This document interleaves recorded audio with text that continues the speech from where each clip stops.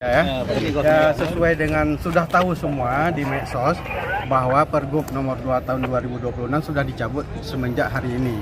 Dan ke depan seluruh warga Aceh yang berada 5,7 juta penduduk itu sudah bisa berobat semua di fasilitas kesehatan yang ada di 23 kabupaten, yaitu 366 puskesmas, 68 rumah sakit baik itu swasta maupun rumah sakit umum daerah. Sudah boleh berobat di mana aja dan tidak memandang desil lagi.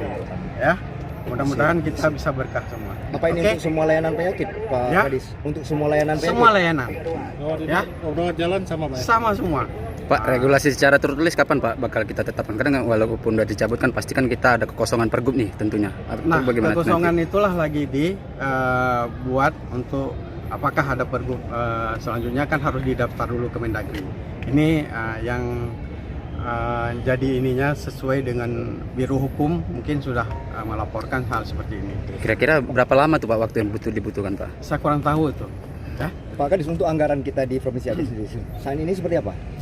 Tidak ada masalah kalau masalah anggaran.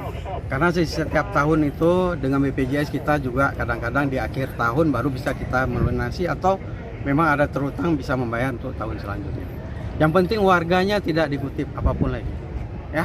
Oke ya. Terima kasih Pak Kadis. Terima kasih. Jangan lupa subscribe channel YouTube Vlog Jurnalis Kutaraja, catatan seorang jurnalis.